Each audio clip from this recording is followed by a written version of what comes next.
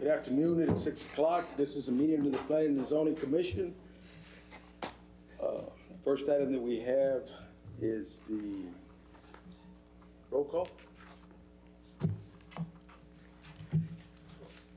Erasmo Guerreal. Present.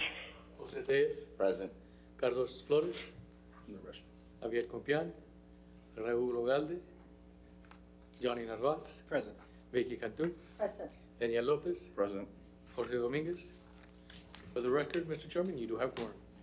Thank you.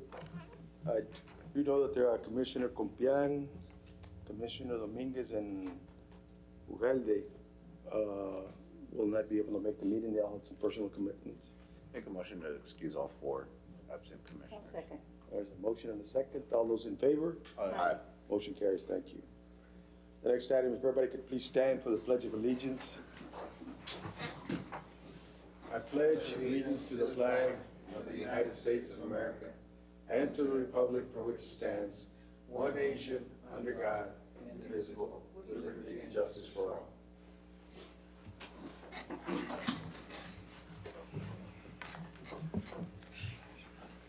Let the record reflect that Commissioner Flores has arrived. Yes, sir. Next item we have is the approval of the minutes. I don't know if you've all had a chance to go through the minutes.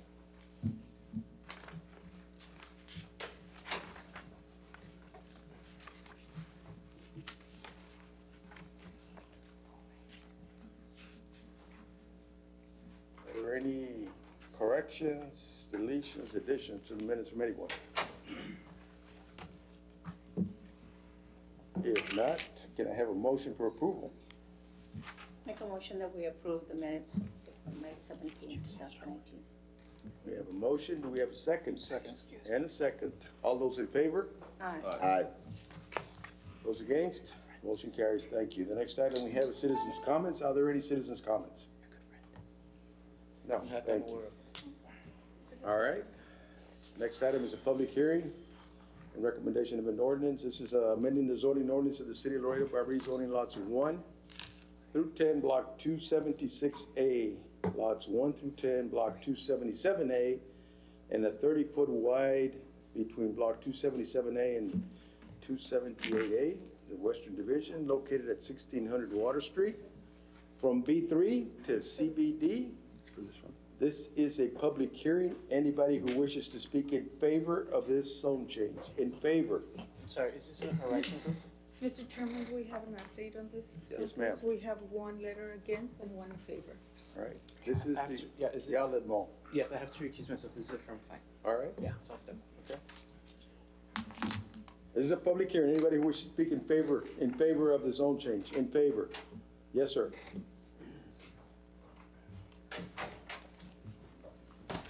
Thank you, Commissioners. Dan Dowd, I'm the General Manager with the Outlet Mall. Yes, sir. We are requesting the change in zoning as we are building out a new restaurant at the center, Stone and Stein. It's a pizza concept. And the reason why we're requesting this change is simply to, have complimentary beer and wine available at that new, with that new tenant as it opens in July. It's strictly complimentary beer and wine. It's within the center. There's no outside visibility or anything to the neighborhood. As you know, the east side of the mall is already CBD. We just want to make the west side the same and offer this to the new tenant. Also, all the properties on the north side of the mall are CBD already. So we just hope you approve the request. Yeah. Any questions from the commission? Thank you. Wait a minute, I'm sorry. Yes, sir. Did you say complimentary beer and wine? Yes, sir. There's a 3-seat bar inside the center, which will be served from within. There's no waiters or waitresses in the space, so it's pretty much like Pizza Inn. You can order a beer with your pizza.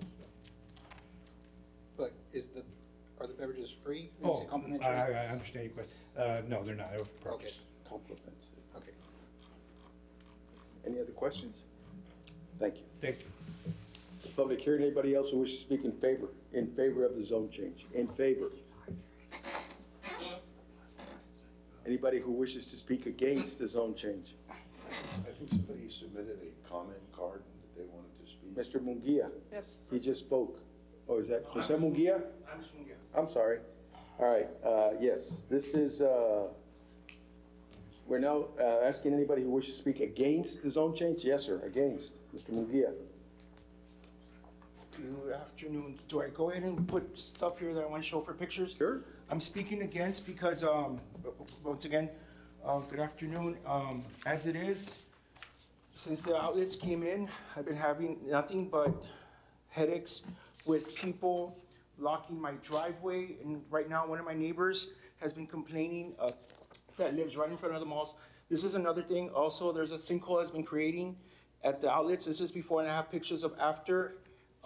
Here are some other pictures that I have of just the people either blocking my driveway. I've even had to like park in my driveway to prevent from people parking in my driveway. Then I've gotten 2 tickets because of that, and I've gone to have it removed, and I've spoken to Ms. Reyes, and she once made the comment that she couldn't be giving out tickets to people blocking my driveway every time I would call, which I didn't understand, but it's a daily thing. I find trash that I have to pick up all the time, and I'm a freak when it comes to recycling. I'm recycling all the time, and I'll go down the street and I'll pick up whatever's recyclable and whatever I can sell, like aluminum cans. Here are the tickets that when the police officers do show up. It's constant, and I'm very good at documenting when it comes to like people parking in my driveway or blocking from me getting into my home. That's my only reason for being against it. I did reach out to one neighbor of whom, the Peñas, who live in lot number 15, it's right here, 1614. They're elderly, and the youngest daughter, she couldn't make it because she's taking care of her parents, but she's the one that told me for me to take a picture of all the foul odor that's coming out of one of the, it's in this picture. That's coming from the outlets, and it's pretty much foul, and it's right in front of her home. So those are just my reasons for speaking out against it. So, do I go ahead and state my lot number, or? Yeah, you're at Yeah, I'm at 1713. 1713, Correct, sir. what street? On Main and Grand. I'm on the corner of Main Main and and Grand. Grand. Yes, sir. Okay.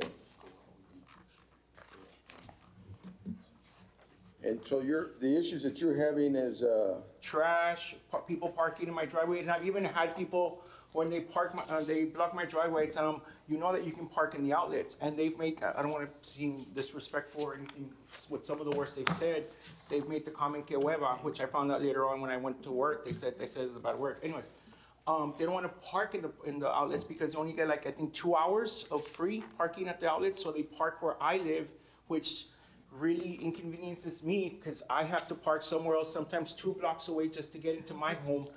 And I mean, I'd rather have my vehicle, since it's brand new, in my property where it's protected, whether it's in the daytime or at nighttime or whenever I'm home.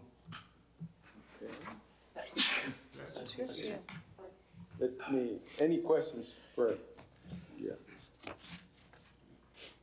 Okay, thank you for your comments. Thank you, sir. I have a question for staff on this. On Grant Street, is that a one-way street going west? Going east. Going east? Going west. It's going west, right? Yeah.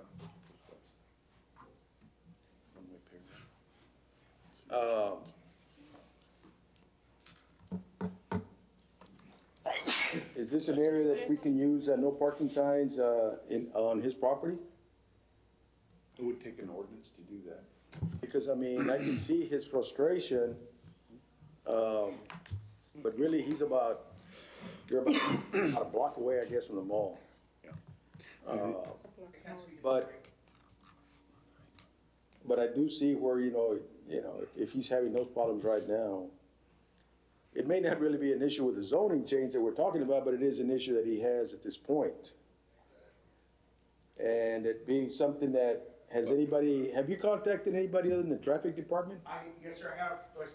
Come on up. Yes, I have, and they've even told me that where I live on the corner, that they've even ticketed cars, and they've told me repeatedly that they were gonna paint, where it's, so it can look, because it's already, the red on the sidewalk is already faded. So it's already, they've told me several times that they're gonna send somebody to paint it, because cars going west on Grand Street can't make the turn going towards the outlets. So, but they haven't done anything.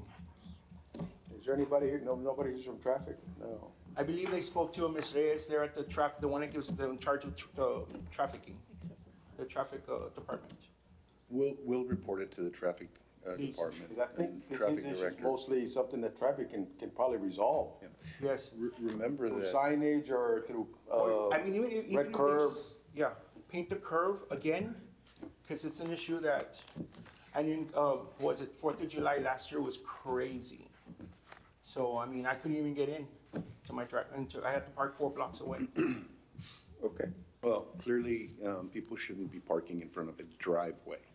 Yes. Well, that- I I mean, mean, they common can sense. park on the curb, I mean, up against the curb, but not in front of the driveway. And if they park in front of the driveway, I mean, then you need to call PD to come and have them removed. Well, but you can't have them removed unless there's no parking. Not if they're parking in front of the driveway. I would think that that's an issue. We'll look at it. Look into that because, I mean, he's got a situation there that it's kind of unique, Well, more than it would really impact, I think what we're discussing Sure. in terms of the public hearing. sure, Okay, we will. all right. And also, I'd just like to comment, Mr. Bratton, that maybe, you know, by the time he calls PD and he comes, hopefully he doesn't have an emergency at his home, you know, and then it would be worse. Understand. Yeah. Okay. Any other questions or concerns from the commission? All right. If not, what are the wishes of the commission? Make a motion to close public hearing and support staff's recommendation to approve the zone change. We have a motion and we have a second. All those in favor signify by saying aye. Aye. Aye. Those against? Motion carries. Thank you. The next item that we have. 7A, right? This is a requested consideration of the Loop Master Plan revision. The intent is residential and commercial. The proposed action is, this is a 73.87 acre tract located east of Bob Bullock Loop and south of Jackman Road. Zoning for this 254 lot development is R1, R1A, B3, and B4. This tract is located in District 5. Proposed action is approved subject to the following comments from planning and traffic safety. And a notice to developer, the engineer of record, consulting. Afternoon, Chairman, Commissioner, staff. My name is Oscar Castillo with Pewa Consulting, for the record, and we concur with the comments. Okay. Can you explain a little bit about, on the reconsideration, what is it that you're asking? I mean, I did see your plat, but I think for clarity's sake, I know that you're asking to. The revision on this case is just for to divide one of the phases in 2 smaller phases, but the layout remains the same. And this is phase 3 that you're talking about, divided Yes. into 3 phases, right? Phase 3 was divided into phase 3A and B. Per the comments, we will rename the phases to 4 and 5. And that follows the construction phasing? Yes, it'll follow the construction. Right now we have a 3 and 4, so we'll just say 5 and 6. Okay, thank you. Forget about it. He said he didn't want you to come up. Should have left him there.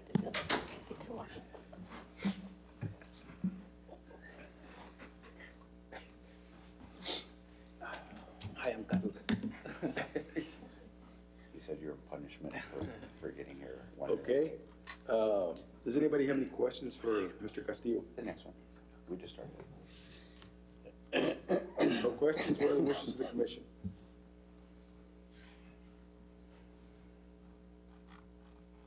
Close public hearing and approve. Second, subject to comments. Subject to the comments? Yes. Okay, we have a motion and a second. All those in favor? Aye. Those against? The motion carries. Next item that we have is a preliminary consideration of the plat of the Achar Billboard Number 3. The intent is commercial. There's a .084 acre tract located south of Lomas del Sur Boulevard and west of Cuatro Vientos. The zoning for this one lot development is R1. And the proposed action is approved subject to the following comments from planning and notice to developer. They've already done it, so you don't have to amend. Premier Engineering is the engineer. Is there any questions for the engineer? No. If not, what are the wishes of the commission? Make a motion to support staff's recommendation and approve the zone change, subject to the comments. We have a motion, do we have a second? Huh? It's not a zone change. I'm sorry. Motion, It's just, his motion is to concur with staff recommendations and, Second. approve subject to the following comments. That's his motion, right? Something like that? yeah. And a second. All those in favor? Aye. All those against? The motion carries. Next item that we have is preliminary consideration of the plat of the Achar Billboard Number 4.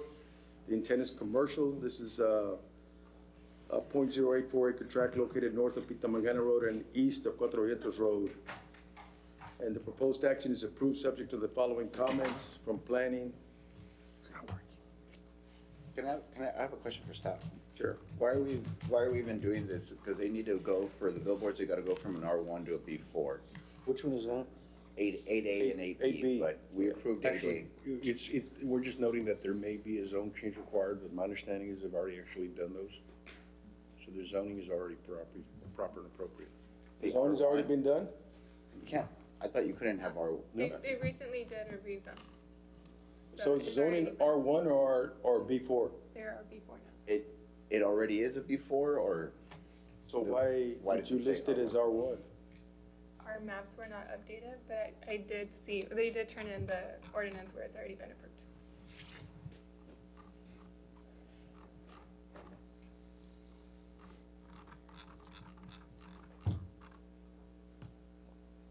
Okay. So our notice for public hearing was incorrect, everything we did, the postings were incorrect? For this? Mm-hmm. No, this doesn't require a public hearing notice. Okay. The zone change would have, and would have gone with that. The updating of the zoning map is not done through our department, so we don't have control over how quickly that's updated. Okay. All right. Make a motion to approve, subject to the following comments. A motion, do we have a second? And a second. All those in favor? Aye. Those against? Motion carries, thank you. The next item that we have is a preliminary consideration of the plat of Mars Warrior Properties. The intent is commercial.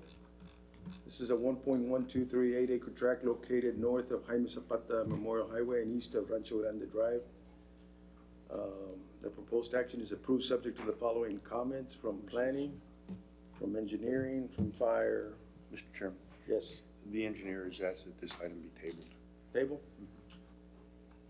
Okay. Motion to table the item. We have a motion and a second. All those in favor? Aye. Those against? Motion carries. Thank you.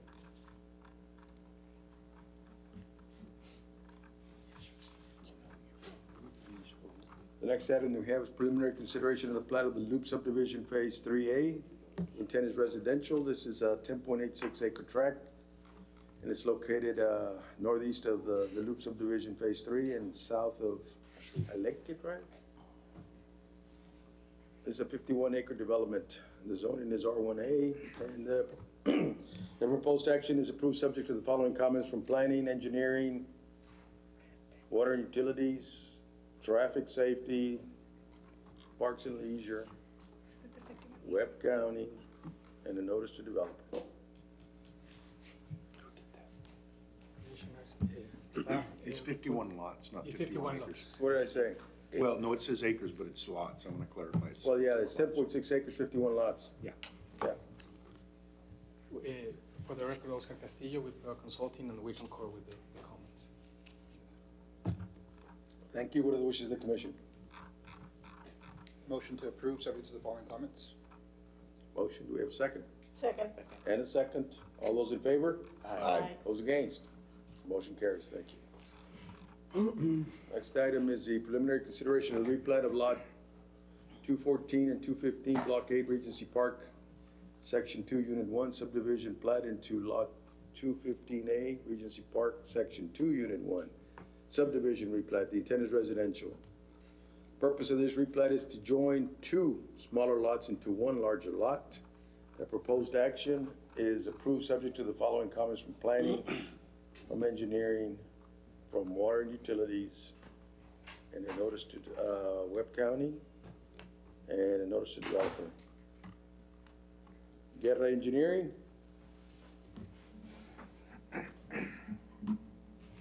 Okay, what are the wishes of the commission? Motion to approve, subject to the following comments. We have a motion, do we have a second? And a second, all those in favor? Aye. Those against? Motion carries, thank you.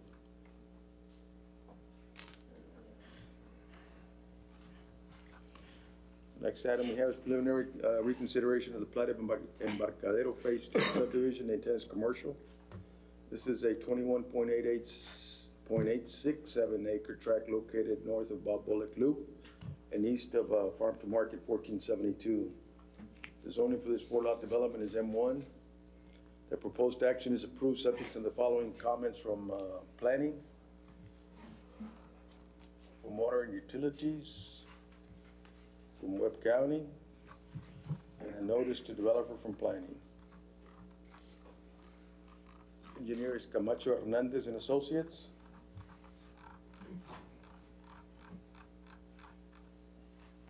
My name is Fong Lin. I'm here to represent Camacho Hernandez, and we concur with the comments. Thank you. What are the wishes of the commission? That we approve, subject to the following comments. Motion, do we have a second? Second. And a second. All those in favor? Aye. Those against? Motion carries.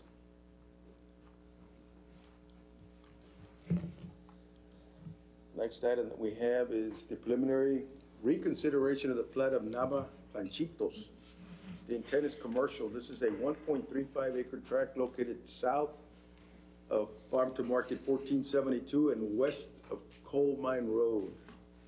The zoning for this one lot development is M1, and the proposed action is approved subject to the following comments from planning, Webb County, and a notice to developer, the engineer, Mr. Castillo. Oscar Castillo with Pego Consulting for the record. On this one, just to, the reconsideration is to add the note to defer the payment of this access easement, since the area that is gonna serve, it's, you know, we've been trying to locate the owner, and we understand there's over 10 years of taxes. The realtor was gonna owed, and the realtor was gonna be here. He's not here yet, but so that's the reason of the reconsideration. And just to answer any questions, we put a note saying that this will be deferred until. Where is planning this, that. the owner that you're talking about, that owes taxes, which one is that? This one is At the bottom?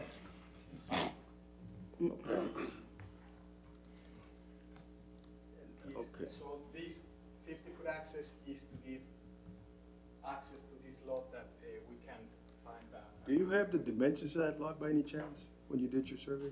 I'm just curious. So it seems like a tiny piece of property. It is very. It seems like a tiny piece of property to have a 50-foot right-of-way. It needs access easement, it's all it needs. Is there a particular reason that do y'all have a street plan through there or what? No, we don't have a street plan through there. This is one of those really unusual configurations that we see from time to time. That property to the south is landlocked. Mm-hmm. And in order for him to get access or even to plat his property, the city is going to require a 50-foot right-of-way to get to that lot. That's by ordinance. So what they're doing is they're providing the 50-foot right-of-way easement, so you can get to the lot, private easement. Okay? But what comes with that is the requirement that it also be improved to city standards, which is kind of manifestly unfair for that guy on the north, the guy platting, to have to do an improvement to serve the guy on the south. So we agreed with them that if they put the 50-foot right-of-way there, that would allow that, whoever that owner is, to plat that lot. When they come into plat, it's their responsibility to bring it up to spec. That's why it's got a deferred paving requirement, okay? Now, they've made a very good faith effort in trying to locate that owner and have not had any luck. So that was further reason or further, motivation for us to try to give them somewhat of a variance, if you will, on the paving issue. If they find the owner, or if they end up buying the lot, or whatever happens to it, they can come back and replat to take the note off or do something different, whether they buy it or somebody else buys it. But that's the only way we can get their plat approved and still meet, the spirit and It seems to me an undue burden, because this is a small lot, an acre, and you're taking 50 feet, just because you need access to the other lot. And I don't disagree that you need access. You don't want to landlock anybody, but wouldn't a 25-foot right-of-way serve the same purpose? That gives you 2 travel lanes without a problem. it would, except for the fact that the subdivision ordinance requires a 50-foot. And we have imposed that on every development, every lot, every platted lot. But couldn't you go, instead of making the 50 feet, go the length of that, of lot 4 and end it at 50 feet into lot 4? You see how it basically, the 50 feet goes the whole length of it. Yeah. So you could theoretically satisfy the language of the ordinance by only making it go 50 feet past, I guess it's lot 5, 50 feet into lot 4, where you don't use the 50-foot access easement, the length of lot 4. And then he's technically in compliance with your ordinance, because he gives them the 50-foot easement, and it's 50 by 50 instead of 50 by however many feet that is. Right, so you're saying just basically for them to reduce the size of that easement, just so that it gets past the Into lot 4 by 50 feet. lot Yeah. 5. Yeah, because it's still, you comply with the ordinance. Well, it would probably need to go a little farther than the You have to go about property 20 line of feet 5. just to make sure you have an entrance and exit. That's fine. I mean, because that's all you need is the But if 50 if foot. that's what you all want to approve, that. Well, I mean, if we all agree it's an That's unfair fine. burden on him that we're holding out for an unknown person that's already delinquent on their taxes, who's probably, his best bet is he's gonna go buy it at the foreclosure sale and. Our concern is making sure that the property's not landlocked. Sure. So, I mean, if that's what the commission wants to do, it's fine with us. I think that's a great option. I mean, and that way we will be like in compliance and it'll be 50 or whatever it is to have. I mean, radius even if into it. it's 60 feet where you give a little bit more just to have somebody turn in, but at least he doesn't lose. I mean, he gets to use a little bit more of the property. At least we get a little more, yeah. What is the zoning? Do you know, is it zoned or is it in the county? It's zoned M1. It's, the bottom lot is zoned M1? Oh, no. The bottom one is, most of it is within The bottom is city limits, unplatted. but it is unplatted. It doesn't have a, But isn't all that area on the land development code or the master plan, it's all M1, right? Or, no, that one, we replatted, we rezoned it, just that lot. The other one, not sure, but I believe is agricultural. I'm not sure. What does the land use plan show for this area, M1? I don't know, I don't have that in front of me. Where is it? We have the land use plan. Y'all have a fighting chance here, or the, Probably, because that's gonna determine, based on what the land use is, that could determine also the amount of, of feet on that driveway that you AG. need to get into this property? AG. AG? AG is what it's currently zoned. It's currently zoned AG, but the land use plan has that area as, The future land use plan. I'm sorry? I don't know, I have to go look for that. I don't have it at my fingertips. Well, it's off of 1472, so that the Everything. probabilities is gonna go M1. Everything off of 1472 is either B4 or M1. M1, so, I think with that in I mean, mind, that far out, it's all projected, because this is out of town, like, this is not, Right. Yeah, I agree. I think that probably is one.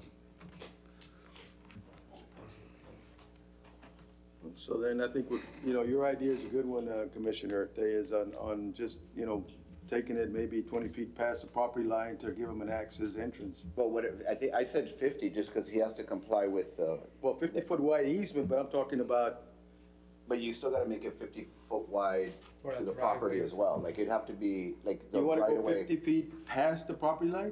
just into the property line, instead of, because the way that, Just show him, Mr. Castillo? like 50 feet within here, so he can put a driveway here. Yeah, That's what I'm saying. yeah.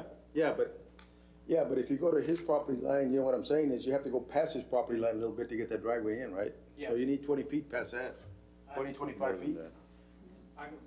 So you're saying 75 feet total? Well, I don't know, you're saying that the distance from the actual street, that way would be, or what are you saying? I'm saying what Mr. Castillo's saying. He has to provide 50 feet right away, right? For a 50 foot, So you Right already away. have 50 feet going this way. And just end it, this property line, 50 feet that way.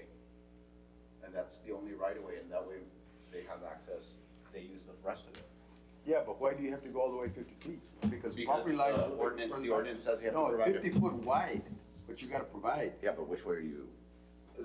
The way he's got it is 50 foot wide. What I'm saying is, You may want the 50 feet, because if it does become industrial or M1, you may need that turning radius for 18-wheelers. So I think what he's suggesting is that the access easement extend 50 feet past the property line. past the That's common what he's property line suggesting. of Lot 5. Because they have to be 50 feet wide, like you're, Wide, but you're gonna go 50 feet wide, but you're gonna go 50 feet past that property. Past the property line. yeah. That's what you're Just to suggesting. get plenty of turn radius, and I think that's his concern, is the turn radius of big trucks and stuff. Yeah, and you're narrowly defining how wide 50 feet, it has to be both ways, it has, Yeah, but it's, yeah. yeah. Yeah, I think, 50 should give enough of Yeah, I think for an that- 18-wheeler, right? yeah, that'll be the right of way there.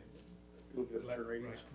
I mean, there's some, yeah, for, Will that work for you? absolutely. Okay. Absolutely. Thank you. All right?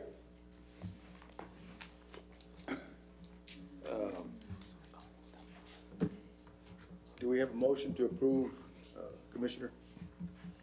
I don't know if that's part of a note, or if that would be, Well, If you, you're if you gonna- make that motion, we'll make the note Yeah. say the right thing, and the plat will show it anyway. Make- He'll revise it to show it. make a motion extended. approved, subject to following comments with the addition of an additional note, whether, I would assume it's under planning, that the right of way only extend 50 feet past the border of lot 4 and of lot 5 and lot 4, running, I believe that's running west, southwest, That is, so that it doesn't transverse the length of lot 4 entirely, like just 50 feet into it to comply with the ordinance for the subdivisions ordinance. Okay, we have a motion. Do we have a second? Second. And a second. All those in favor? Aye. Motion carries. thank you. Next item that we have is the final consideration of the plat of San Isidro Northeast, Puerta del Sol subdivision, Phase 1. The intent is residential, and this is a 27.35 acre tract located north of Simon Boulevard. So Simon Bolivia Boulevard and east of Bucky Hoodman Boulevard. The zoning for this 138 lot development is R1, and the proposed action is approval. Do I hear a motion? Or does anybody have questions for the engineer? I have a question for staff. Okay? Are we ever gonna be in compliance with the parks requirements on this subdivision? I'm sorry? Are we in compliance with? Yes. They're now. In fact, the first park deferral contract was approved a couple months back. We've got it all signed up and delivered now, so they're actually gonna start working on some of those parks that are in that subdivision. And compared to how many rooftops are already in that subdivision, have they kept up the pace of the park donation to match up with Yes. the number of rooftops? And so even with the addition of this new, They're gonna have met their park requirement. okay. Okay. Any other questions? If not, Motion to approve? we have a Second. motion and a second. All those in favor? Aye. Those against? Motion carries. Next item we have is the final consideration of the plat of Shiloh Highlands subdivision. This is a 19.88 acre tract located east of San Dario Avenue, north of International Boulevard. This is a 102 lot development. It is R1A and the proposed action is approval. Any questions? This is Porras Nance or Mr. Nance? Mr. Chairman, Wayne Nance, Porter Nance Engineering. We agree with their approval. We hope you do the same. Thank you. Wishes of the commission? Motion to approve? Second. Just by way of note, the reason that we're able to move this forward the way we are is because we do have an agreement with the owners to provide not only the right-of-way that's shown there, but they're also contributing for the future construction and extension of Springfield Road. So that's part of what they're actually bringing to the table with this development. Good. Okay. Motion second. All those in favor? Aye. Those against? Motion carries. The next item we have is consideration of the extension of the final plat approval for Forza Transportation Unit 1 in Tennis Commercial. This is 18.56 acres located north of Farm to Market 1472 and east of Pinto Valle Drive. The zoning for this one lot development is AG. The previous commission action, this item was granted final plat approval by the Planning and Zoning Commission on December the 3rd of 2015. The proposed action is approval, and this approval for the extension, time extension? Yes. For Additional 6 months. That's 6 months, okay. They weren't expired with. Make a motion to approve. We have a motion, we have a second. Second. And a second. All those in favor? Aye. Aye. Those against? Motion carries.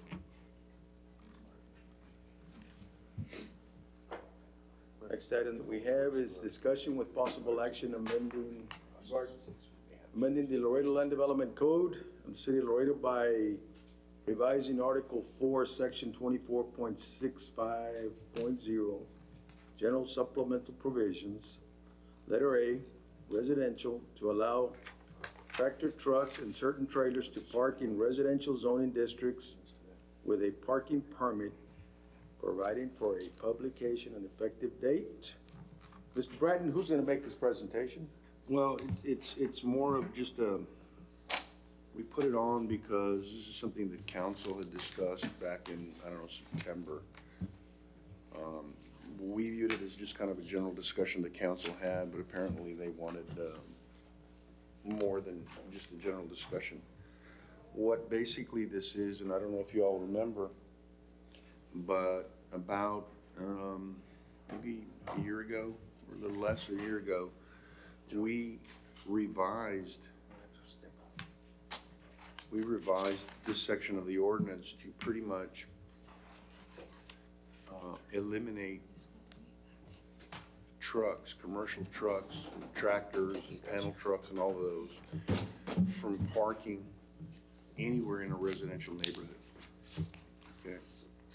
What the council would like is for the commission and staff to revisit that and look at possibly allowing tractors back into the neighborhoods so long as they're parked completely on the owner operator of the tractor trailer's property and not into the right-of-way. And possibly with a permit to make sure that there, is enough space and all of that. So, we don't have an actual amendment to bring forward right now, but what we were gonna ask the commission for was, maybe a workshop or a special meeting where we can have an hour or two to go over that with the commission and see what kind of ideas you all have and what's acceptable, what's not, and what you all wanna recommend to the council regarding allowing those, tractors back into the residential neighborhoods. I will open it up to the individual commissioners if they have any comments that they would like to add. Yeah, I'm just asking for like you all to designate another day or whatever where we can, or a subcommittee, whichever, to do this. More hands-on. Are you gonna charge for the permit? Well, that would be something we would discuss at the workshop. So is it something that we can set up and I guess just because the way that it's put forth, it leaves it kind of vague. And one of the issues we have already is, as we just heard earlier today, we have an issue with enforcement just with parking regularly, number one. Number two, although the tractor trailers have been prohibited for a while now from being in residences, anybody who drives through any neighborhood already sees that there's still tractors parked in residences and nothing's done about it. The easy problem, and then the other thing is, in the past, I've been on this commission for 3 years now, 4 years, 4 now? We've approved the R1A. We've created new zoning options that create for more dense houses where smaller lots. We've reduced the number of feet in setbacks where it would be almost physically impossible for tractor trailers to fit entirely in a lot. Not even counting when the fire marshal and representative fire departments here, who they've never been very big fans of us putting these high density neighborhoods because of the difficulty of them reaching people, further adding in even more tractors. And going back to the primary purposes, we've, as a city, have never done a very good job of enforcing tractors or any parking problems, whether it be by the Laredo Police Department or whomever is in charge. And we can set this up, but I think it would be something that I think the fire marshal can come up and make a comment if he wants to. And I'd love for him to say it since it's an open meeting, of just off the top of his head without doing any. Yeah, no, obviously, Ruben Dominguez with the Laredo Fire Department. Obviously, what you're looking at is putting larger vehicles, but it's not necessarily on the street. I mean, I guess this isn't, like he mentioned, it's not an ordinance yet, it's something that they're looking at doing. So what we could do as a fire department is, if you do have a subcommittee, we could have a member present. That way, whatever you're all looking at, we can put our input in also. Sure. And it can be the full commission. I mean, it could be we could have a special commission meeting and all the commissioners can be here, or the ones, a quorum can attend. Or you can put it on a subcommittee, which would be 4 commissioners. It's either way you want to do it. But what we want is, or what we're looking for from my department, is the opportunity for the commission to weigh in on this, because I think it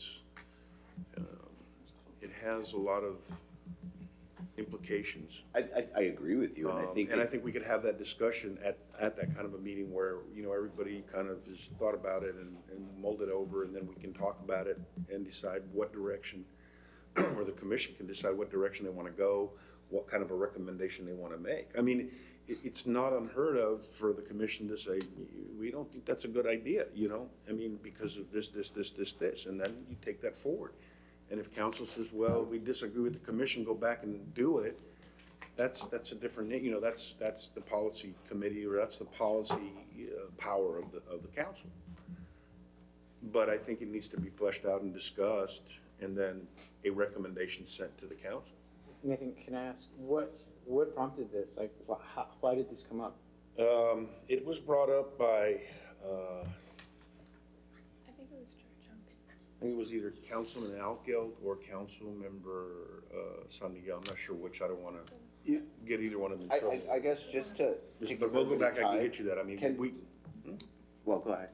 Yeah, we'll go back. I mean, we can provide you the tape where they talked about it and stuff. We would do that at the workshop or at the special meeting. So here's what was said, and then we'll have some information as well. We'll have fire come in and also talk about what happens. I mean, because there's a lot of unintended consequences as well. I mean, you can kind of just think about what happens. I mean, somebody says, okay, well, let's let tractors go back, tractors go back in.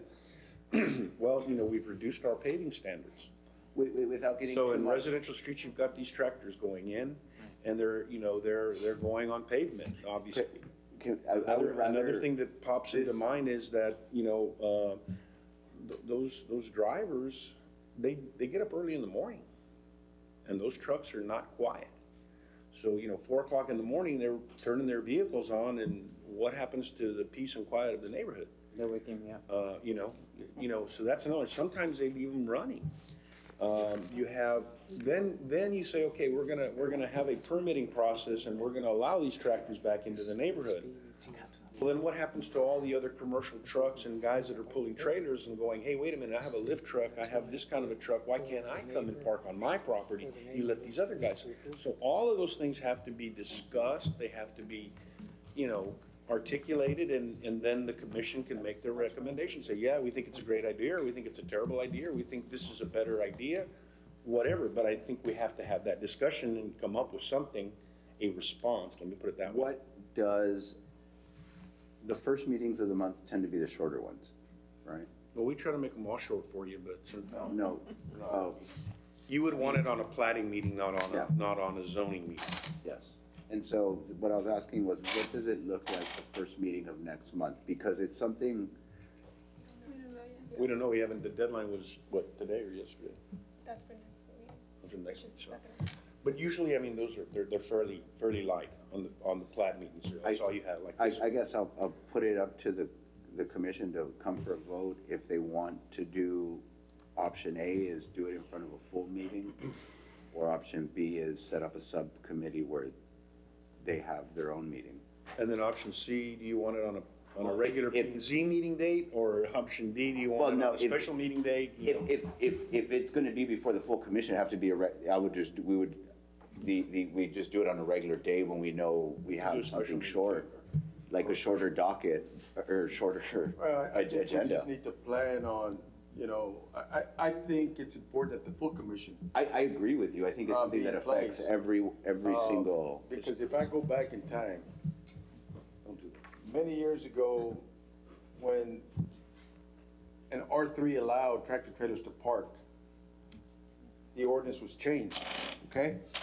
The ordinance was changed probably 15 years ago to disallow tractor trailers from parking in R3 zones. So now we're looking at, there's another council member in a particular district, because I believe the change came out of District 7, if I'm not mistaken, back then, okay? Because of a lot of complaints from citizens on noise. Now we're looking at 15, 20 years later, going back and analyzing the situation again. And it's good to analyze it. I mean, given that Laredo is, the industry does have a lot of transportation related, industries. So it's worth looking into, but I think we definitely need to look into it with a full commission on the pros, cons, so that this commission can make an intelligent decision as to what's in the best interest of the community. For recommendation. Well, that's all we can do is make recommendations out of this commission. I mean, that's all we can do. Could we fit it in before mid-July? You can have a special meeting, like I say, I mean, that's. Well, I guess just to break it up, meetings do we have 2 months. It's the first First and third. Thursday of the month. So there's one more now this month, and there's one in the beginning of July. Yeah. First and third weekends. And which of one every is month. the one that's the most packed one? The first one or the third one? The second. Usually it's the third meeting of the third. So Thursday. could we do the first week of the first meeting in July? You can make a motion. I make a motion that we conduct that meeting during a general meeting during the first meeting in July. We have a motion, do we have a second? Second. And a second. All those in favor? Aye. Those against? The motion carries. Done. July the 5th. That is the day after 4th of July, so. Yeah, that'll be July the 5th. You guys okay with that date? I'll make a subsequent motion that if we don't make quorum on July 5th, we have that meeting on the meeting that would be scheduled for July the 19th. Second. Motion and a second. All those in favor? Aye. Motion carries. Second meeting. On July 16th. All right. Next item we have is discussion and possible action regarding the Via Laredo, City of Laredo Comprehensive Plan. Mr. Bratton. Yeah, this particular item, what we'd like to do is also request either special meetings or subcommittee or workshops, whatever, to go over the future land use plan. And the reason for that is based on the comprehensive plan and the way it is now divided up into mixed use and all of these things. And where you have mixed use, you have our zoning categories that kind of fit into the different kinds of mixed use, neighborhood mixed use and all of this stuff. And it gets very confusing, number one. Number two, we also need to look at and get some guidance, I guess, and some input from the commission on what we're talking about when we talk about low, medium, and high density. Because high density, usually means like apartments and things like that. But does high density also mean R1B lots, which are 3,000 square foot lots? Is that going to be considered high density? Is manufactured housing considered high density or medium density or low density? So those are some of the questions that we need to look at and discuss, because that's causes a lot of problems right now because of the change in terminology within this new comprehensive plan and what our land development code says. The second issue is that because of these mixed use categories that we now have, the old zoning and the old uses under the future land use plan don't sync up evenly either. So that needs to be looked at and adjusted. And then the other thing that's happening is that in some areas there are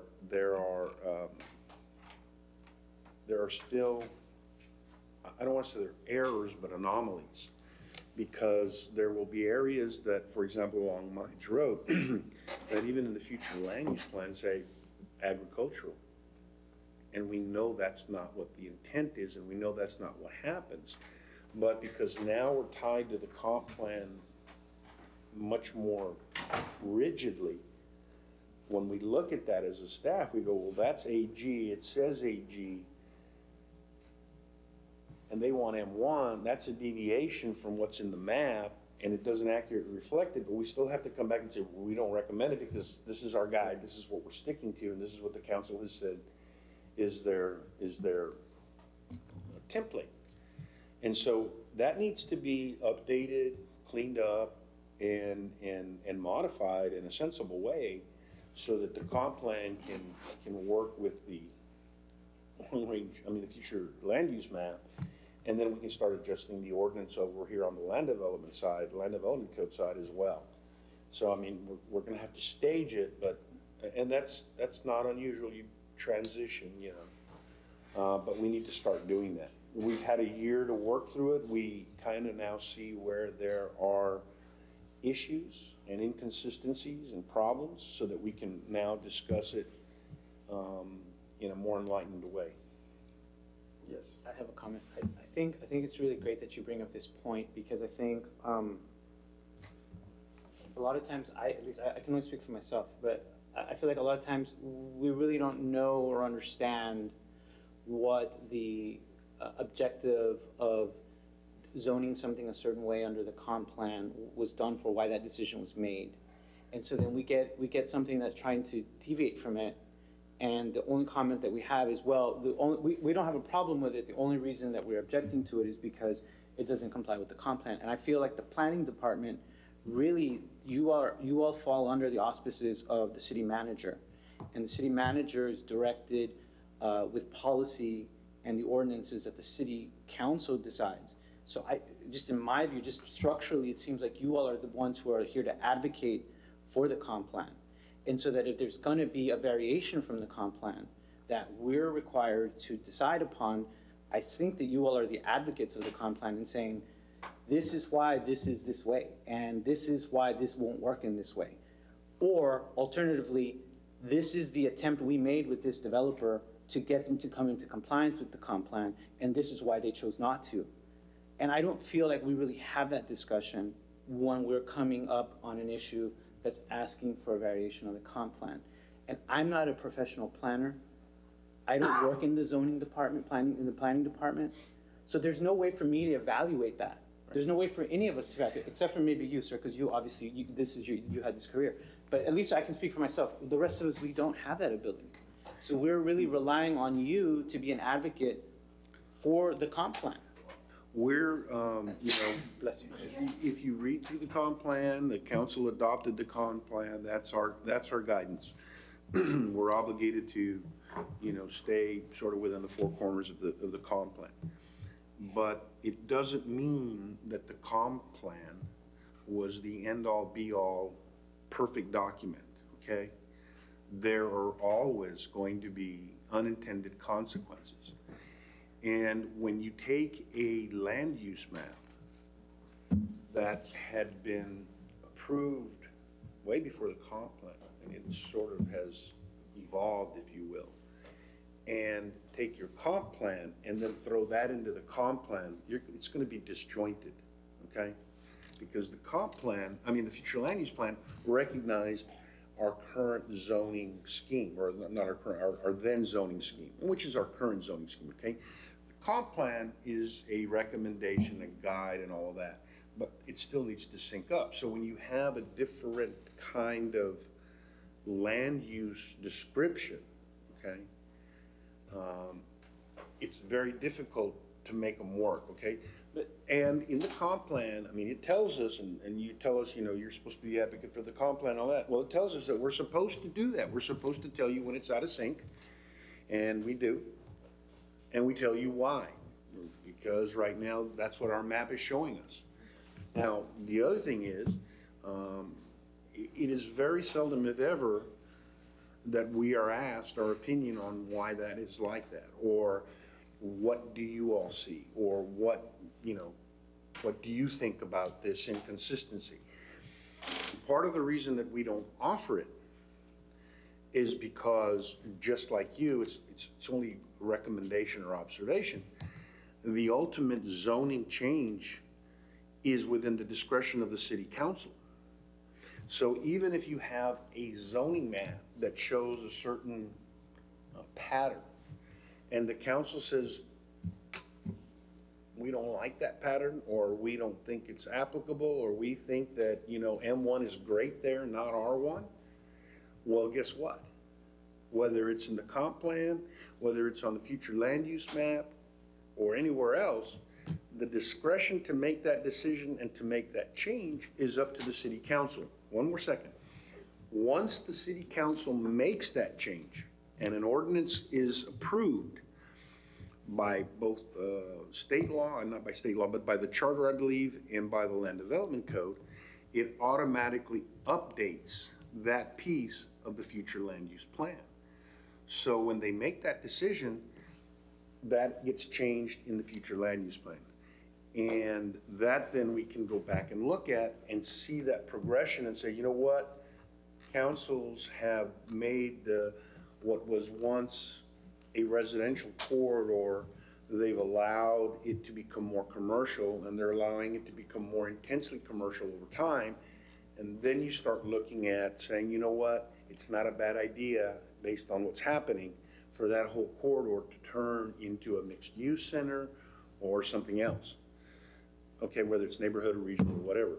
And then the commission would then make that recommendation, which is why we want to bring this map to you all and have those discussions and say, look, here's what the transition is. So it's appropriate to now color that a different color, right? and take it to council and say, council, is this what you guys are thinking? Is this what you want? And then they approve it or they don't, and then that becomes your new land use map. Follow? Yeah, I understand. Let me add to what you're saying. Along those lines, we do have a long-range thoroughfare plan that usually goes a mirror image with the land use plan. Are we gonna look at that simultaneously? Because, I mean, you know. You could, Mr. Chairman. Sometimes Or would you recommend that it gets kind of strange. What's in your future land use plan is going to mirror your long-range thoroughfare plan. When you start seeing a need to change that, I think that recommendation can be made. But, I mean, that's a lot of additional. I think. And I'm afraid it'll get lost. In other words, as you're going through each of the sections of the city with a future land use plan, and you're saying, you know what, there's a real buildup here. So this road is gonna continue to be commercial, and when it's extended, maybe it needs to be widened. Well, we can note that and say, this is how it's gonna happen. But otherwise, to try to get into the long-range thoroughfare plan without doing the future land use No, I first, think you're right. I think we need to do the land use first, and then we can look at the thoroughfare plan. But it would be make sure that once we get them both in zinc, anybody who's coming to this city and is gonna plan to develop, those are the tools they look at, trying to make an investment in your community, and we need to make sure that we got them zinced up. But I agree, the land use is the first thing we need to look at. And then, you know, this commission needs to sort through it. And, you know. And depending upon how you set up your land use, your future land use, it will inform your road network. Sure. Which is critical, I mean, as we grow. Yes? My follow-up comment was, at our last meeting, there was a request to allow for the development of additional mobile homes in an area that already had mobile homes. But the comp plan, I guess, designated the area where the developer was going to create the new mobile homes as something where mobile homes were not allowed, right? So the comment was, well, there's already mobile homes there, so we might as well let them stay, right? But see, that just goes to the point of why the city invested in the comp plan, because I think at some point there was a decision that the direction in which the city has been developing is not creating the kind of quality of life and the types of communities and neighborhoods that we want to have developed in the city, right? So, if I may. So, sitting here, it's very easy to just see a bunch of mobile homes, 10 feet away and say, okay, let's do mobile homes. All I was saying is, before we make that decision, why don't we have a conversation about why, despite the fact that there was mobile homes in that part of the city, there was a choice to designate the area next to it to be something that did not allow them. Was there a reason for that? And we did not get a response. There was no response at all. And to me, that's a critical part of what you all need to inform us about so that we can then make a decision. Because going back to your point, which is, yes, the city council has the discretion to do whatever they want. But the Planning and Zoning Commission, in conjunction with you, we get to frame the issue before it gets to them. And to me, this process is how we frame that discussion. Where I ask a question, then you guys give, and I feel you already. I feel Joey coming. And so anyway, that was just my only point was that, and again, maybe it was perfectly fine to have the mobile homes. I don't even care about the mobile homes. I don't even care about the mobile homes. What I'm saying is, I care about the process of arriving at the decision. That's all I'm saying. We can vary from the comp plan 100 times out of 100 times. But as long as we understand why we're doing it, that's all I'm saying. That's my only point. I think that sometimes we get that guidance from them in their recommendations as the staff being stewards of the comprehensive plan. But I think other things need to come into play where we as individual commissioners need to do our own research, because what the comp plan doesn't take into account, and it does a very poor job of taking into account, there are certain parts of this city that are, it's unbuildable. It's irrational to think you're going to build a house in a part of town that is a floodplain. Though that specific instance where they wanted mobile homes, it's in the middle of a creek system, kind of like off of 59 in San Jose, where they have a bunch of mobile homes, because you can't build houses. That's why mobile homes are there. But that's us on our responsibility to look at Google Maps or drive by the area and figure out there's a reason why, because if you go just south of where that subdivision was, maybe 200-300 yards is a part on Loop 20 where we've been talking about as a commission for 2 years now, where there's an unbuildable creek that is, I think, about a quarter of a mile long, that we have issues with, Loop 20 with turnarounds, all sorts of things, because that creek system's there. But the future land use plan calls it R1. You're never gonna have R1s built in that area because you can't have a foundation when you're in the 100-year floodplain. But you can build affordable housing, mobile homes, because they sit 3 feet higher and they tolerate that sort of thing. But that's where we need to do our own research of where exactly it is. And that's why the developers, keep in mind, we all know that they're in to make a profit. They also know what's the best use because they're gonna develop it, they're gonna make money, but nobody's gonna buy a house. Well, I think your point is well taken, but I think really the point that you're really trying to emphasize here is this. The cost of housing and the income levels are not, on the same level.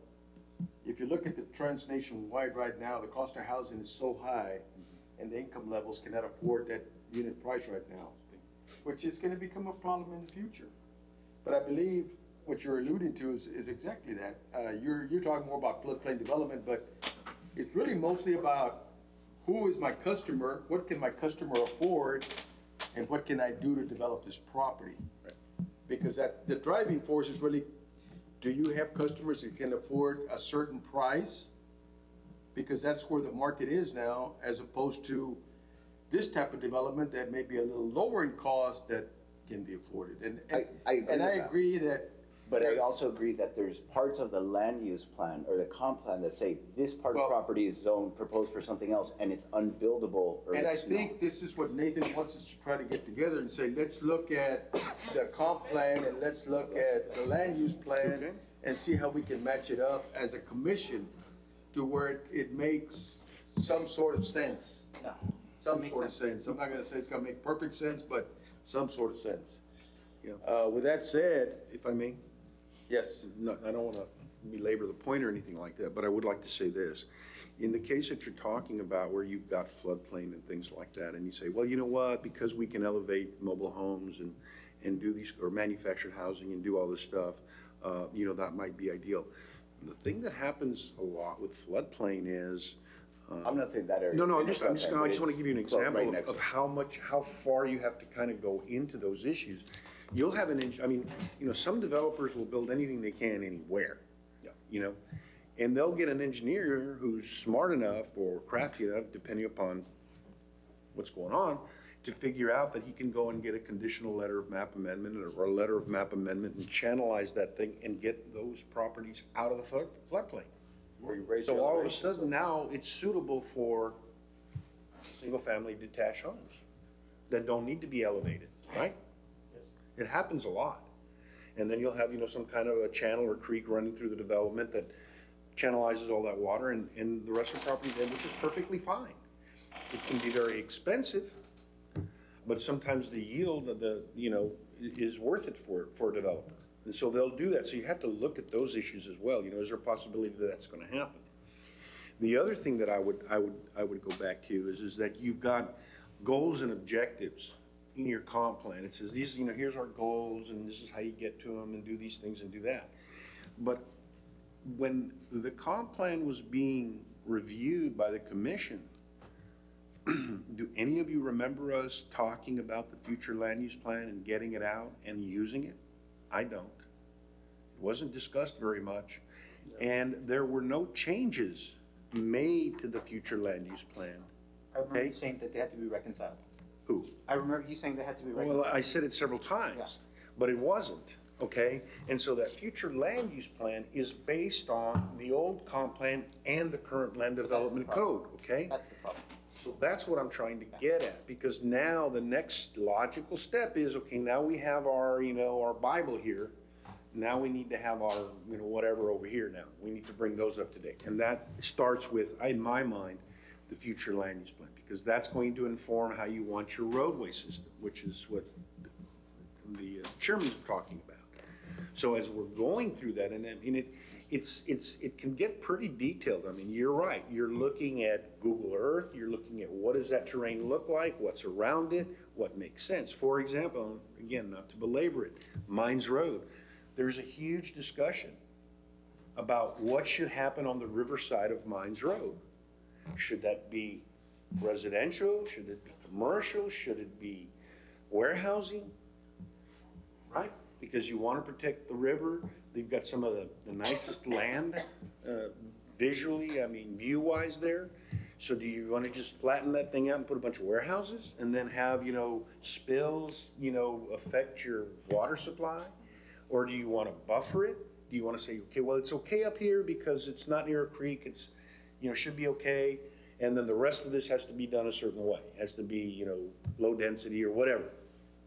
But those are the kinds of issues that this commission should be looking at.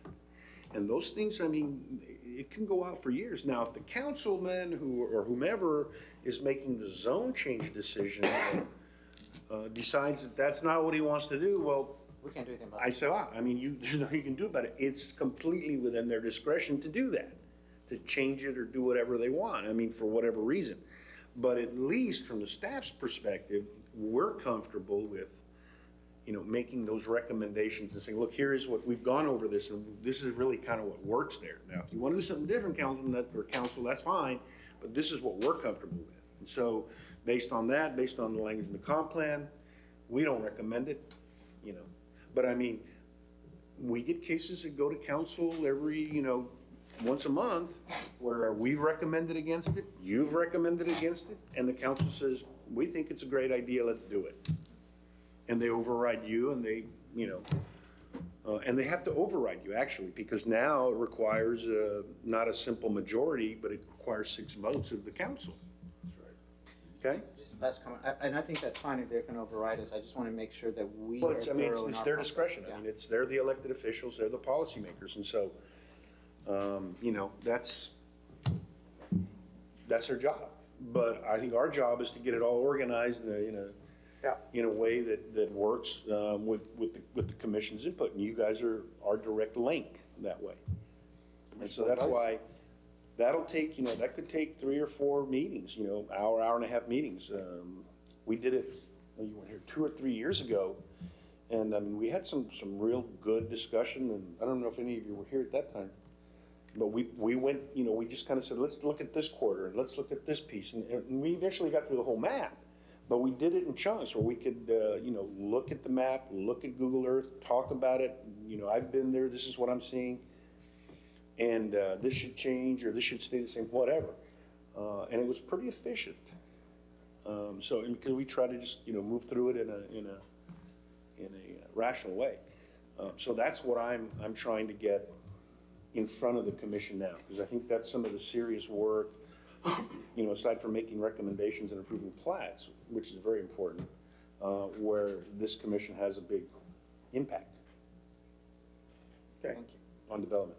And I guess just to clarify a little further about the manufactured housing industry, since I have some experience in that area. What happened was when the ordinances were created to pull the manufactured housing out of the residential areas, they designated certain areas for the manufactured housing. So that portion of the property was already designated for that part. So when it comes down to the supply and demand, so the manufactured housing industry crashed in the 2000s. So that's where stick-built boomed and they started picking up. So what's happening now is, for as long as I can remember, you can get more dollar per square footage in manufactured housing versus stick-built.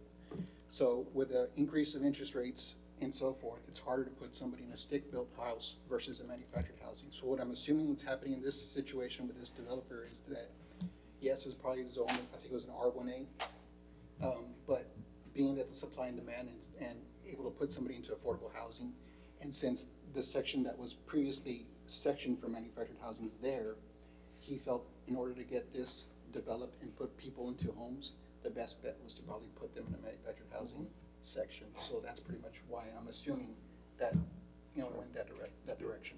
Yeah. At one time, for manufactured housing didn't have its own zone. It was allowed in R3s. And then we amended the Land Development Code to create a new zoning district, R1MH, for manufactured homes. And we did that because there was a need. the thing that never happened, and we did talk to the council about it once, was to remove the manufactured housing component from the R3s, because now you have your own R1MH. So if I'm living in an area and I want to change my zoning, I can ask for an R1MH. The thing about manufactured housing is it's protected under state law in some degree, in some ways, okay? So the question was, well, if we take manufactured housing out of the R3, what happens to the manufactured housing that's there, right? Well, it's grandfathered. And if I pull a trailer out of there, a manufactured home out of there, I still have the right under state law to replace it, okay? Yeah. But what you're doing is you look at the amount of area that you have for R3, and you wonder whether you want to perpetuate that, because there is some evidence that when you're trying to gentrify a neighborhood, bring it up, manufactured housing isn't necessarily going to assist you there, okay? The other thing that happens is in R1MH, it's not solely manufactured housing. You can also stick build a house there. You can put so a lot of times what is it can be transitioned as the property values go up, as the neighborhood changes. People can actually pull out those manufactured homes and actually build side-built homes if they are so inclined, and you can kind of get a a mix going. But that's what is happening with the R3. But it's R3s. A lot of our residential is in R3. So we thought, well, you know what? Take it out of there, and then let folks come in and see if they want to do R1MH, and then it becomes more of a decision, an enlightened decision, to whether you want to continue to allow those areas to develop kind of mixed single family, detached single family stick-built homes mixed with manufactured homes, or you want to somehow differentiate them, delineate them, okay? Because there is that perception that they bring down property values. I think everybody agrees with what you want to do, Mr. Bratton. What is your time frame in terms of getting this commission together to assist you with? Sure, maybe by Monday. I think. No, I mean, whatever y'all want to do. I mean, Well, I wanted to have the discussion. I wanted to come up with I mean, we meet once a week. Like I said, I think it's very critical that we do it as quickly as possible, because it's impacting, like you said, our decision abilities here, our decision-making abilities. It's a conflict. And we see it when your recommendations come out. So to me, as a commission member, the sooner we can get to, trying to quantify the land use and the comp plan, it makes it a lot easier for us to come up with a document that we can all feel comfortable with and say, you know what, this is sort of in sync now and it sort of works. That all I can say is it's going to be our best guide. That guide can be changed by council, sure, anytime. But at least we have a good guide, and that guide transitions into anybody who come into this community seeing that there's an organized planning process ongoing to guide you through. I have a question. Do you think, would it be possible, like, if we plan to do this on a Saturday, that we could get it all done in one day? Or is it too much to do in one day? I think it's way too much to try to do in one day. I mean, how many hours of time do you think it's total that it would take? Well, I mean, look. There's the future land use map right there. Okay, and if you divide that thing up into quadrants, let's say into 4 pieces, those are pretty big pieces. So 4 meetings. So I mean, it's going to take you more than an hour. I mean, let's face it. So it may take you 2 hours, 2.5 hours, 3 hours, whatever, to just kind of go through it. So that's already what, 12 hours plus, 15 hours, somewhere in that area. And then there will be areas where you're really going to want to look at it. I mean, you're really going to want to get into it, and that'll add time to it. What I was going to suggest was a couple of things. One, in my opinion, I would rather work with a full commission or a quorum of the commission rather than a subcommittee. Not that that's bad, but it allows a little bit of flexibility to have 5 commissioners here, 4 may not show up, but if you have the same 4 guys or same 4 commissioners showing up to every time, they're like, come on, give me a break, you know? So that would be my first recommendation. The second recommendation. Because there's diversity of views, and I Well, think it's important to have awesome. all the views Awesome. in the discussion. Awesome. But you may not be able to attend, say, one meeting, and the rest can, and that way you can, you know, kind of move around a little bit with the different commissioners. They have a little flexibility. The other thing I would suggest is that trying to do it during a regularly scheduled meeting is gonna be a little bit difficult, okay? I think you're gonna need a special meeting. And if you are going to entertain a special meeting, then I would suggest that your prior motion to look at the parking issue, throw that in, because you can do that, you know, I think you're gonna go through that probably in a couple hours. Figure it out, have the discussion, come up with a recommendation, okay? But you can do them both, you can have that and then just walk right into talking about future land use at a special meeting. The thing It just depends upon how you wanna do it. Well, the thing is, though, that if that's the case, then we may have to do the parking issue before even the land use, because Right, you do this, and then I mean, that'll take a little while, or you may talk about that for an I hour, mean, although I and say, think you I know what, disagree with let's you come with- back and revisit it after we do this. I think I disagree with you how long the parking issue is gonna You think it'll be take. fast? I think, How long do you think it's gonna take? It'll take 10 minutes. I think it'll take about 10, 15 minutes. I think we all have, Well, I think we all have an knowing opinion of it. if the 6 people that are here come back at that hearing and we have the votes we have, I would venture to say. Wait, I think I- before we say anything else, I think it's prudent for us to say, let the staff come up with their own recommendations as to why or why not. Because what I'm I'm just hearing right talking now about is that potential everybody is already kinda like, you No, know. no, I've never discussed any issue that is listen, not on this meeting, I'm just saying. I think let them bring. Let them bring whatever they want. I'm just saying, I don't foresee that meeting taking very long. I think what he's also saying is the comp plan is such a pertinent issue. I think that's that we more wanna important. get to it. I think We that don't would wanna be- waste time on something that's not as important. Well, I agree. let me tell you, this Because parking then- issue could be very important. It could be very important because it will affect a lot of people. But all I was gonna say was I encourage, you know, optimism and certainly respect it. I mean, 15 minutes is, I'm, you know. We're joking. I'm happy to hear We're that. joking, we're joking. I'm really gonna take it. What do you recommend, day, time, special meeting? What do you recommend? I think a special meeting would be better, okay? I mean, During a weekday or a weekend, or what do you recommend? Tuesday? weekends, you know, that's tough on you and it's tough on our staff. How about I a mean, Tuesday? A Tuesday, that's fine. Just don't do it on a Monday because you might get caught in a council meeting, you know, or something. But a Tuesday's fine. We could do it, you know, Tuesday at 4? you could do it at 4, you could do it at 5. We'll provide, you know, some dinner or something. And you can have just a kind of a workshop, kind of atmosphere, you know. We'll post it as a special meeting. You know. I would ask, I don't know if we just propose, if I can propose it now, make a motion to reopen the last item and make a motion to have that parking meeting this coming Tuesday at 4 PM. Because I think that one needs to be done first before you get to. I won't be here. This Tuesday?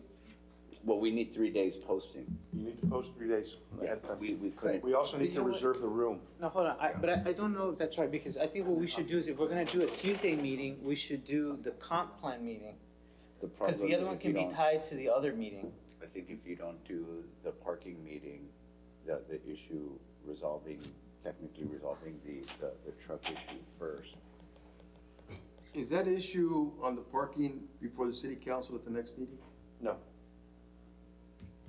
I mean, but it's just basically simply, you're gonna lay out what the pros for allowing it, and you're gonna lay out the cons for allowing it, and then we're gonna decide which side we fall on, right? I think he needs to bring you the historical information too. It could be From done way that back way. when I mean, it could be done, but I'm got sure changed. that you may see it that way, that, you know, you're gonna bring this and we're gonna just make a decision, but you're gonna have discussions about that. You're gonna have, I mean, it's not the intended consequences that we worry about, it's the unintended consequences that you gotta really think about of any of those kinds of changes. Okay, why don't Follow we do me? this then? Why don't we do this? Why don't we schedule a meeting for Tuesday where we have his item, the parking item? Well, yeah, but you suggested it for Tuesday.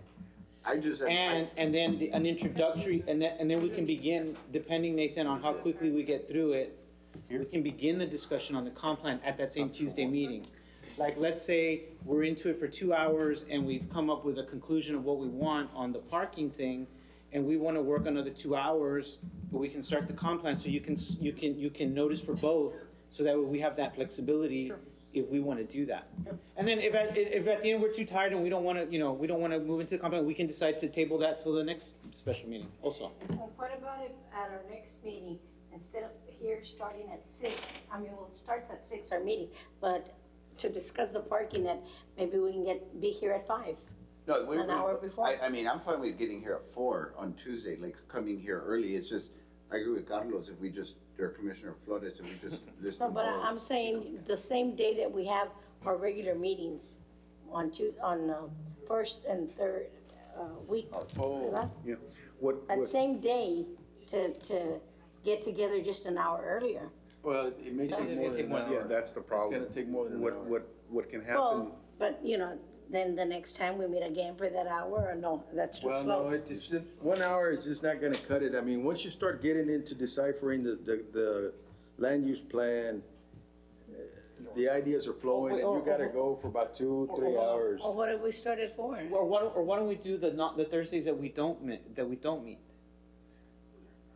Well, that's a good suggestion. I mean, because look, we've got a Thursday. Okay, you're out on Thursday, but can you meet on Tuesdays? Not this Tuesday, I'll be in a concert. But after that? And you don't trust us to handle the parking thing, right? I think, we should have a meeting Tuesday on the parking issue, and I agree with what you guys are saying. Start the comp plan. If we can get through that parking issue, and then if there is time available, we can start with the, Yeah, we can notice them both. I mean, it's not a problem. Then you can, recess the meeting or do something And part of it can be different. discussing the methodology on the comp plan part, like, Well, I think- just like what's the process we're gonna take on how we're gonna analyze it. That's where I was headed, I mean, it's kinda like, an organizational meeting for Yeah, us. sure, How are we yeah. gonna handle what we wanna accomplish? And, you can give us a lot of guidance on that to the commission. So, do we have a consensus then that Tuesday at 4 o'clock? Is everybody okay with meeting Tuesday at 4 o'clock? I'll be gone. What day is it? I mean, what, The 12th. 12? The only thing I'll tell you is that we have to reserve this room, so we'll double down and make sure Well, I'll tell you what, that they're not using it. That's the only thing. And we may If we're have not to Can you using meet it, in a we can different go to the room? office. I was thinking, to be honest with you, if we're gonna be looking They at have the land use requirement maps, to televise now. if we're gonna We be have to looking at tell land them. use maps, can we use the conference room down here? We'll Because check of the on it. table, where we can lay things out and it's easier for us to kinda like get an overview of, The conference rooms taken next Tuesday? I mean, and you can have, I'm sorry, It's taken. Tuesday's taken? The conference room is, how about that? Bless you. It doesn't show anything. Doesn't look like the council chambers is taken, but that is taken. Well, maybe we can set up tables. Well, we right can here. set, I was gonna be the next plan, is set up some tables here, because, if you decide whatever section of the city you wanna start with, Well, you're gonna have to have that discussion. and just, cut the map up and bring, And what would be good, Nathan, is if we started with a section of the city that would be like the most instructive for us as a commission, like something that you think like, this will teach them how to think about it as they're trying to reconcile the two. Like this one is a perfect, like it's got a little bit of this, a little bit of that, a little bit of this, so that way we can sort of learn the process. I think that'd be good. You wanna leave that up to us, we'll do that. Yeah, trust you guys to decide what that is. very good. So I make a motion that we have a special meeting on Tuesday, June 12th, starting at 4 PM to discuss the parking issue and to begin the process of discussing the comp plan and reconciling it with the /workshop with land use. All right, Items 12A and 12B of today's. all right, so we have a motion, we have a second? And with a member of every staff, Fire, Fire. traffic, fire, traffic, you wanna add that in, Mr. Well, why don't With you fire bring? traffic? at least fire and No, traffic. no, wait. Being that you're the staff liaison to the P and Z, it is your discretion to know who we need to have at the meeting, Okay, okay? I agree. I think that's the easiest way to handle this, that's fine. okay? So, we have a motion, do we have a second? Second. And a second, all those in favor? Aye. All those against? Motion carries then. Motion to adjourn. Motion and a second? Second. And a second, all those in favor? Aye. Meeting adjourned.